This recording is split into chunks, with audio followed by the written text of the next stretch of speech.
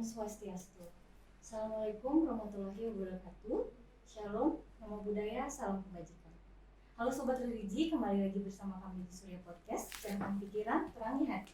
Bersama saya Tiwi dari kantor Kementerian Agama Kabupaten Gianyar, di mana pada kesempatan yang berbahagia ini, kami kedatangan tamu istimewa dari Puslitbang LK2MO, Bapak Adison Siomi.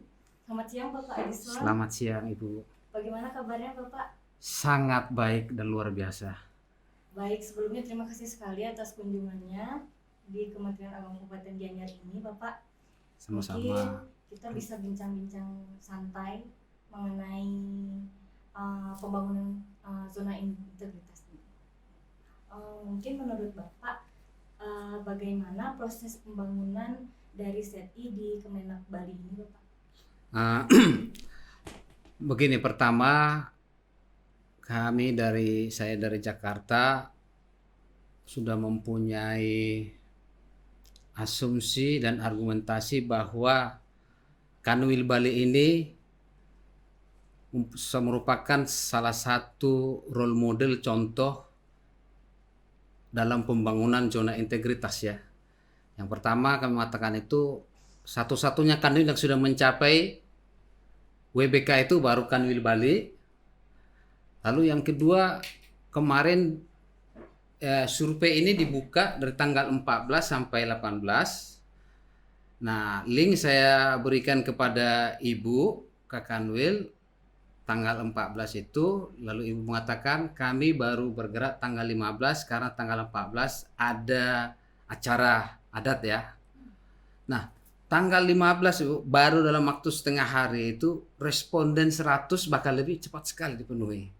Nah, ini bagi saya langsung sebagai tim yang diturunkan ke Bali, ini bagi saya itu indikator yang baik bahwa memang di Bali itu sudah terbangun sistem yang baik. Zona integrasi itu bukan sesuatu yang sulit diperjuangkan dibandingkan kawan-kawan yang lain yang masih harus ya berjuang keras itu Mbak. Jadi saya sebagai sangat senang. Boleh saya harus mengatakan sebagai peneliti sistem sudah berjalan dengan baik dan zona integritas itu bukan lagi suatu cita-cita, angan-angan, tapi sudah menjadi kenyataan. Oke baik Mbak, jadi gimana pendapat singkat Bapak mengenai profesionalisme ASN di Kementerian Agama di Bali yang khususnya sudah pernah Bapak datangi? 3 yang sudah saya datangi Mbak ya, kemarin ke kantor Kemenak Jemberana. Terus tadi pagi kan Kemenak Badung ya? Iya. Badung. Terus yang ini saat ini 3 di Gianyar.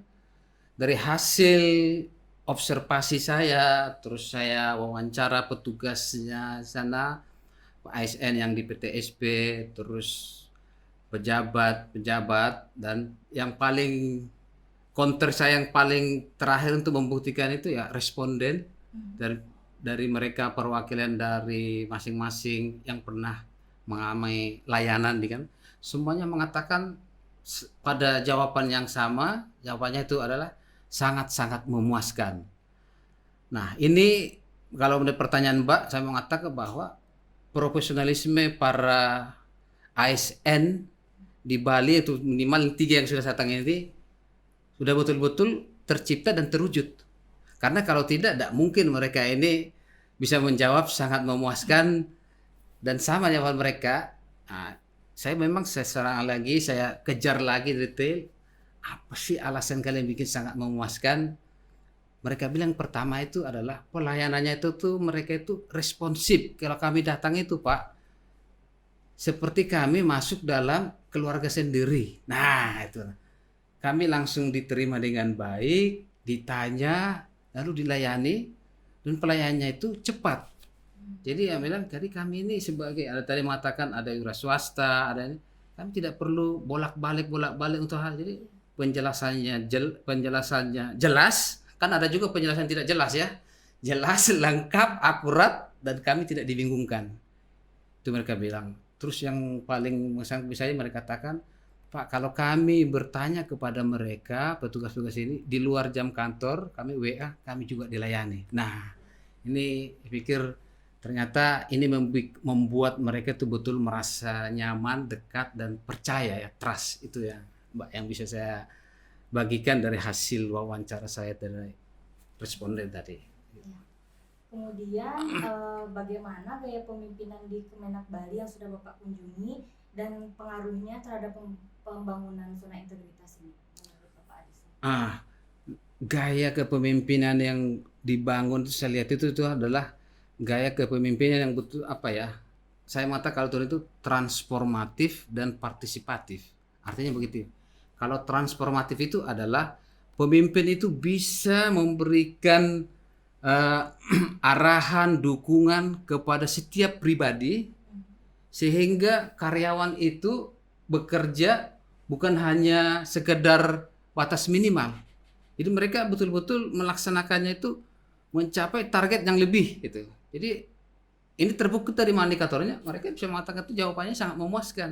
Karena kalau hanya sekedar tidak mungkin. Nah inilah gaya transformasi ada sampai pribadi-pribadi itu lepas bisa mereka melebihi target standar yang ada. Inilah transformasinya, proses transformasinya ada itu. Nah mengapa ini bisa sampai terjadi? Lihat ada kepercayaan bawahan dengan pimpinan. Artinya pimpinan itu satu kata dalam perbuatan. Dia mengatakan apa A, dia melakukan A, tidak yang lain-lain. Nah selain itu partisipatif, beliau itu pimpinan itu turun. Artinya tidak hanya perintah-perintah, ada juga gaya direction kan, perintah-perintah sana sini, lalu tidak dikontrol, tidak diawasi, akhirnya ya. Itu yang saya lihat. Dan memang dari segi teorinya gaya transformatif ini betul-betul memang membuat perubahan terhadap organisasi. Nah ini saya kira ini prestasi yang harus dipertahankan ya. Nah supaya mudah-mudahan ini bisa ditularkan sehingga betul-betul Kementerian Agama yang bersih melayani itu terwujud dan masyarakat pun sangat senang kalau mendengar Kementerian Agama tadi kepala kantor yang di Kabupaten Badung mengatakan itu pengalaman beliau itu kalau kami itu ke masyarakat, langsung udah tahu dari Kemenak ya Pak, langsung gitu. Artinya apa? Memang sudah ada kedekatan itu.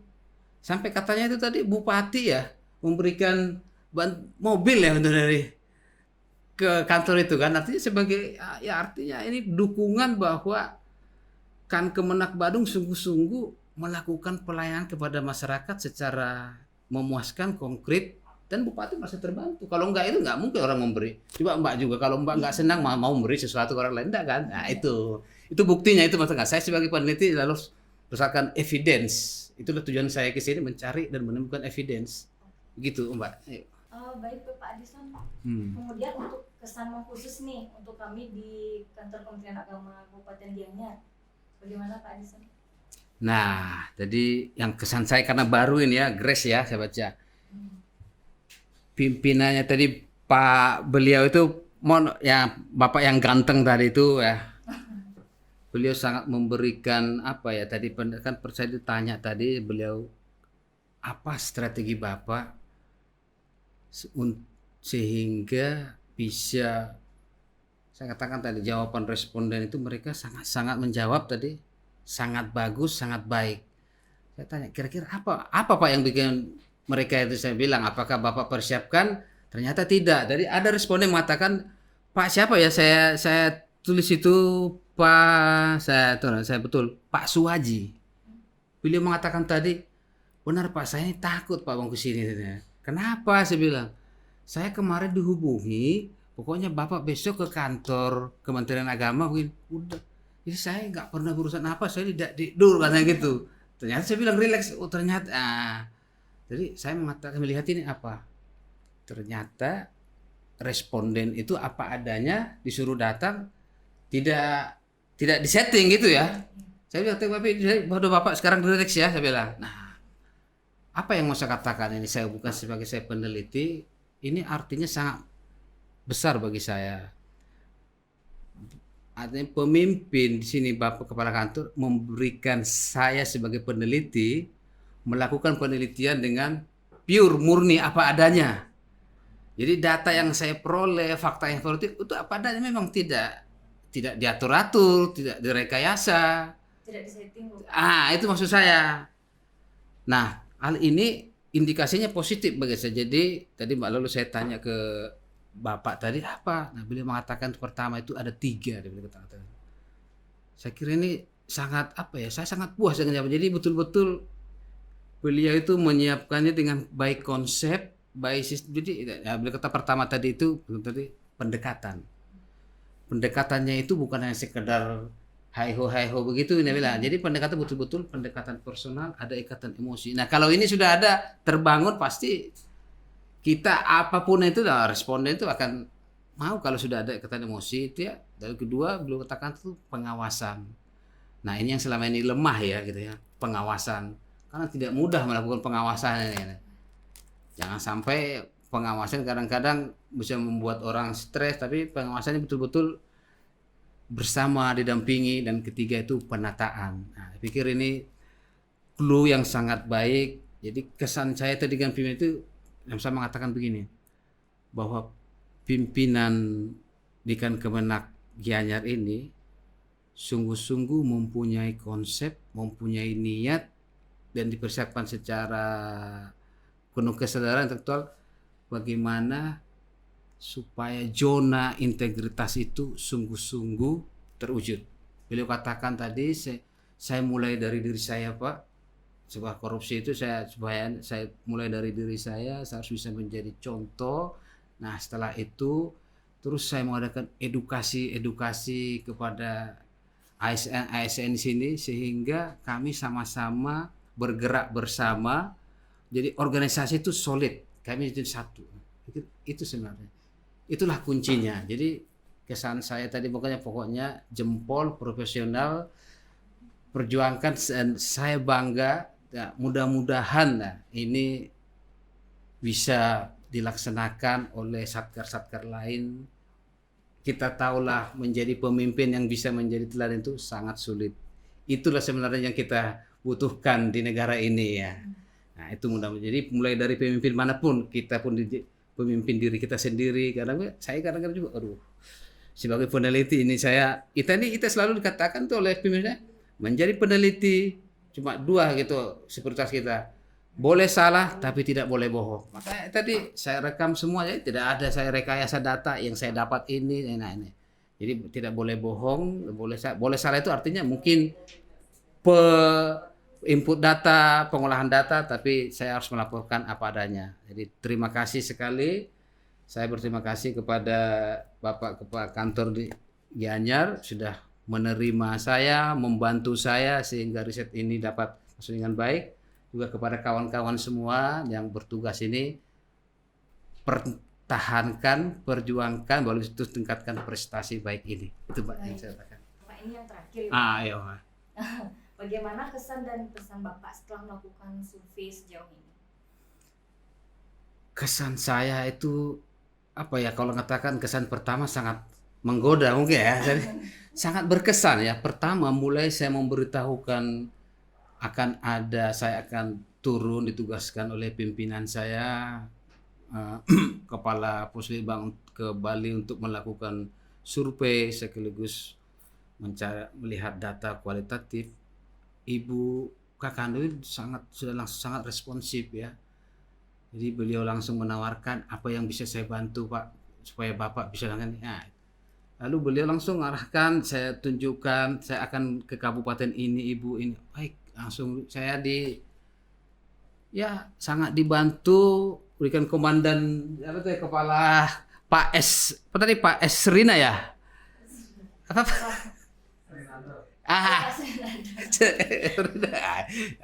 Pak Serinadi yang sungguh begitu saya sampai, beliau langsung jemput, kami langsung ke Jembrana, luar biasa.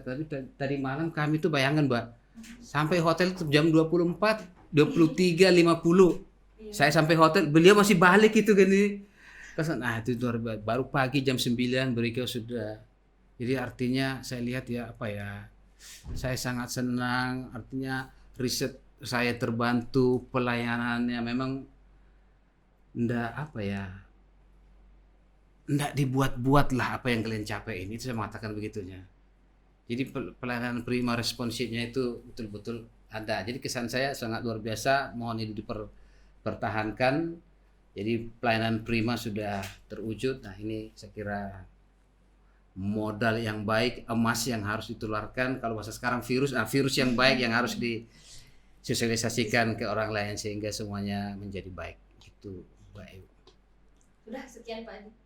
Itu yang bisa itu sekaligus. Selain itu saya sangat berterima kasih kepada Ibu Kakak Nuin dan semua jajarannya, segala ASN. Saya sangat senang, betul bangga saya sebagai ASN ternyata ada birokrasi itu yang bersih melayani itu dan baik. Itu jadi cita-cita itu yang kita ciptakan itu sudah ada terwujud. Dan kalau pimpinan bisa membuat perubahan ternyata kita bawahan itu ikut. Itu yang saya lihat. Jadi semoga ya kita semua bisa mengikuti pimpinan kita, memperbaiki diri kita. Dan yang pertama itu kan pertanyaan saya gini, apa yang membuat ya ASN di Bali itu betul-betul sungguh-sungguh mewujudkan budaya anti korupsi? Ternyata saya wawancara nih Mbak ya, dari sudah 3 kepala kantor itu, mereka mengatakan memang ternyata pendekatan agama itu, internalisasi nilai agama itu yang paling kuat untuk mengawasi kita. Nah, itu bilang tadi kalau di agama Hindu itu konsep hukum karma itu. Apa yang kita perbuat itu yang kita tuai. Kita tanam mangga akan tumbuh mangga, jangan harap tanam mangga tumbuh pisang gitu. Kita mau berbuat, katakan itu contoh konkret yang tadi, kalau kita korupsi mungkin efeknya bukan di kita Pak, karena itu bisa di kemudian hari kehidupan yang akan datang atau bisa untuk keturunan kita. Wah, kalau mereka, iya ya, jadi kan kita ini kan Kementerian Agama, saya kira itu masing-masing agama punya. Dan Itjen sudah pernah membuat buku itu, pencegahan korupsi dengan pendekatan agama. Ada itu bukunya. Saya dari Katolik ikut itu menyusun itu modulnya itu. Nah ini mungkin saya kira perlu digali, disosialisasikan sehingga menjadi betul-betul budaya anti korupsi itu di Kementerian Agama bisa diwujudkan, tidak hanya di Bali ini dan di satker-satker lain. Itu menurut saya Mbak Ayu. Terima kasih. Itu yang bisa saya ucapkan apa adanya. Baik Bapak, terima kasih sekali atas pendapatnya, informasinya tentunya sangat bermanfaat. Semoga di lain kesempatan kita bisa ketemu lagi Bapak ya. Amin, terima kasih. Baik sahabat religi, demikian podcast hari ini bersama Bapak Adison Sihombing dari Puslitbang LK2MO. Saya tutup dengan Parama Santi. Om Santi Santi Om. Wassalamualaikum warahmatullahi wabarakatuh. Shalom, namo buddhaya, salam kebajikan.